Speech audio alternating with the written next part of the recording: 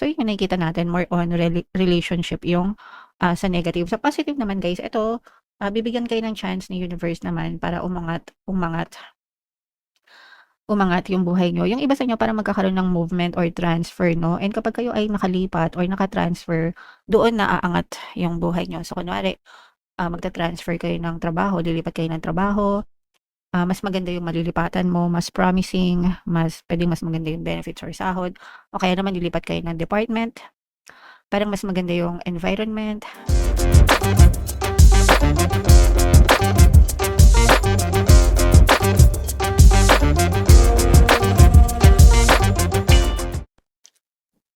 Hello guys, hello Pisces. Welcome back to Pinay Pixie Tarot. Ang pamagat na episode natin for tonight is full moon kapalaran guys para ngayong May. Sorry.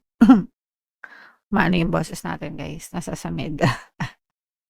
Para sa Pisces, Sun, Moon, Rising Sign, and Venus. Yung ating full moon, dalawa yung full moon natin ngayong May guys, no? Isa ngayong May 1.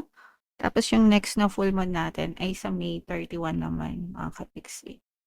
So, ang reading na to ay para sa period na yan, and ang pamagat ng ating full moon ay flower moon.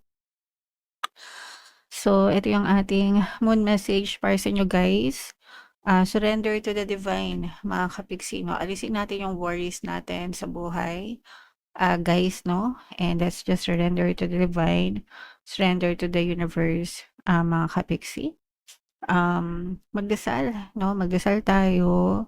And kapag nagdasal tayo, guys, dapat alisin na natin yung mga worries. Dapat matuto tayong magtiwala, guys, no? That the universe is always backing us up. Palagi naka-back up sa atin si universe, and hindi tayo mapapahamak, guys. Okay? So, attune to the moon, guys. I'm getting the answers I need.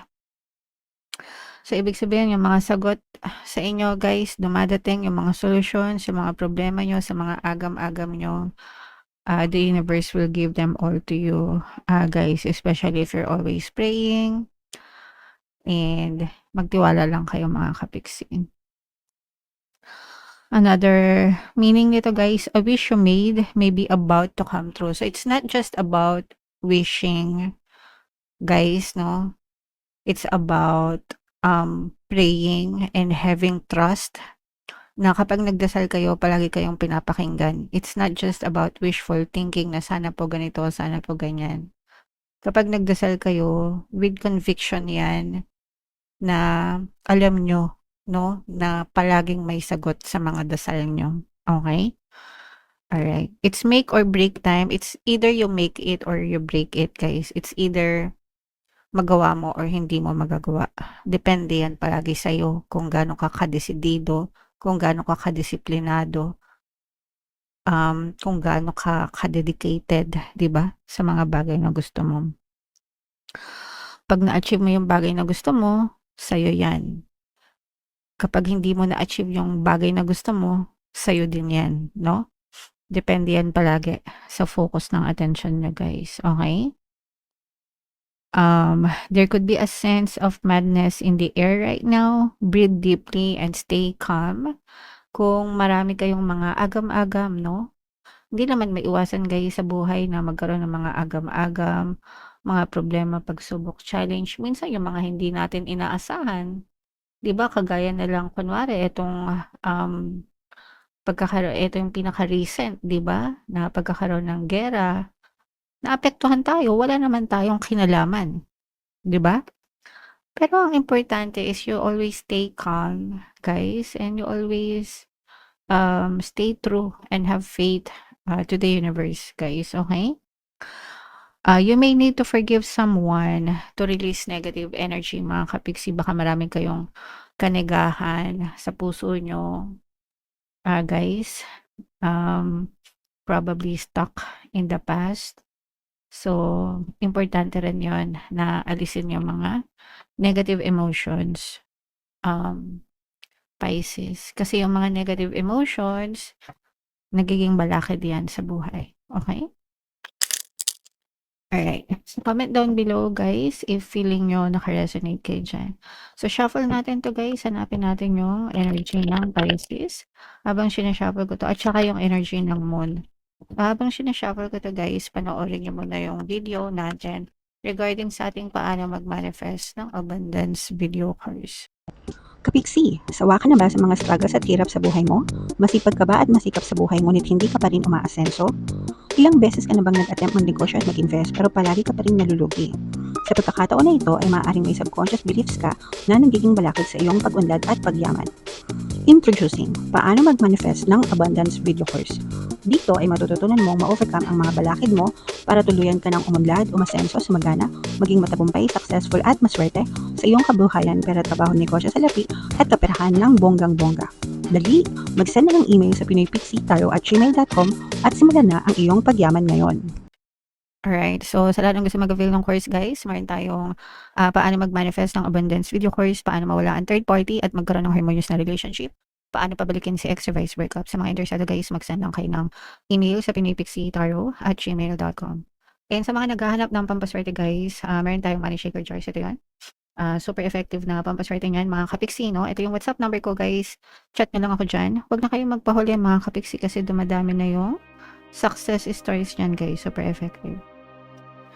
So, Pisces, kayo ay represent ng King of Cups. Ito yung ating moon energy. This is both positive and negative. Unahin natin yung sa negative guys kasi for some of you, yung negative sa relationship mga kapiksi, no? Nagkakaroon kayo ng panlalamig sa relasyon. Yung iba nagkakaroon ng financial problems na nadadama yung relasyon. So, ibig sabihin, kunwari, meron kang partner, yung partner mo mahilig magsugal, may mga bisyo, may mga problema kayo sa pera ng person mo, doon kayo nagkakaroon ng conflict. So, may problema na kayo sa pera, may problema pa kayo sa conflict sa person nyo. Nagets nyo ba? So, ibig sabihin, yung problema nyo sa relasyon ay problema sa pera. Okay? Yung iba naman, guys, no, parang meron kayong mga nadidiscover.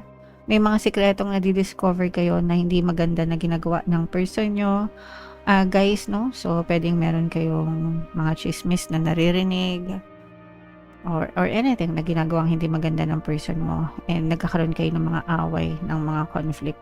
At saka yung iba sa inyo nagkakadamigan na rin, guys, no? Nagkakalamigan, cold treatment. Yung iba sa inyo pwedeng block, no? Pwedeng binablock na rin kayo ng person mo, no communication, ganyan. Guys, pero kung kayo man ay, let's say for example, binlock kayo ng person mo or ghosted kayo, itong person mo ini-stalk ka, mga kapiksi. It's either ini-stalk mo siya or ini-stalk ka niya, pero most likely sila yung nag-i-stalk sa inyo guys. Pero pwedeng hindi sila makakontak sa'yo or makakonect sa'yo dahil nahihiya sila. Natatakot sila sa kung ano yung sabihin mo sa kanila kasi guilty sila.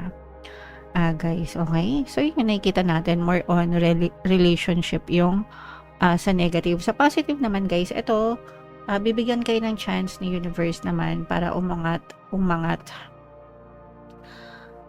yung buhay nyo. Yung iba sa inyo para magkakaroon ng movement or transfer, no? And kapag kayo ay nakalipat or nakatransfer, doon na aangat yung buhay nyo. So, kunwari, magta-transfer kayo ng trabaho, lilipat kayo ng trabaho, mas maganda yung malilipatan mo, mas promising, pwedeng mas maganda yung benefits or sahod.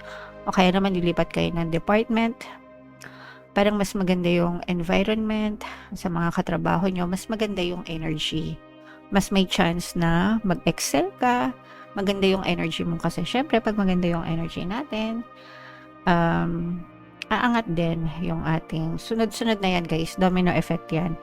Kasi kapag maganda yung energy mo, ikaw palagi, everything around you is energy guys, no? And kapag ikaw na host or carrier ng energy is maganda yung energy mo, yung energy sa paligid mo susunod lang palagi sa inyo. Okay? So, nagiging maganda yung status ng inyong pamumuhay pagdating sa trabaho or sa inyong kabuhayan naman, guys. Okay? So, what else guys? Mayroon dito ang presence ng earth sign, air sign, water sign mga kapiksi. Ito sa ano pa rin ito guys, sa relationship pwedeng nagkakaroon ng third party mga kapiksi. Pwedeng nadidiscover nyo na may third party sa relationship nyo guys. Pwedeng ito yung sekreto na nalaman nyo kasi 'di ba sabi ko sa inyo guys, for some of you parang meron kayong mga sekreto na malalaman na ginagawa ng person mo. So ito yung mga kabit. Ay, sorry naman sa mga kabit. Mga kabit ito, third party, mistress guys, no? So yan, isa pa yan sa bigat ng inyong kalooban. So yung negative sa reading nyo guys is more on negative sa relationship. Yung positive naman is sa kabuhayan mga kapiksi. So mag-focus na lang kayo guys sa kabuhayan and magpahinga muna kayo sa relationship, sa relasyon, para wag na kayo masyadong ma-stress, lalo na kung naka-resonate kayo sa ganyang klase ng relationship. If ever man na may mga third party sa relationship nyo guys, mayroon tayong video course, paano mawala ang third party at magkaroon ng harmonious na relationship, at saka yung mga subliminals guys, no, pampawala ng third party, pampawala ng balakid para ikaw yung piliin, at saka yung pampaloyal Pisces. Okay? Alright, so comment down below guys if feeling nyo naka-resonate kayo dyan. So shuffle natin to, hanapin natin yung ito pala ay love message, love advice guys. So ito naman guys, yung sa love message or love advice para sa inyo. Let there be closeness between you, but always give each other space. Love never claims, it simply allows and gives. So ibig sabihin na to guys, wag nyo din masyadong sakalan, no, yung isa't isa. Hindi naman natin makokontrol yung person natin. Give each other space para mag-grow kayo as individual. Ikaw din, kailangan mo din ng space para mag-focus kayo sa sarili nyo, to become a better version of yourself, and mag-focus kayo sa mga goals nyo, sa mga gusto nyong gawin sa buhay nyo mga kapiksi. Okay? Alright. So yeah, comment down below Pisces if feeling nyo naka-resonate kayo dyan sa mga messages na yan guys. So ito yung ating, for more tarot readings, ito yung playlist nyo. Ito naman yung ating success stories ng paano mag-manifest ng abundance video course. Panoorin nyo itong video natin guys about money shaker jars. Thank you for liking, sharing, and subscribing. See you next time. I love you all. Have a nice day. Bye-bye.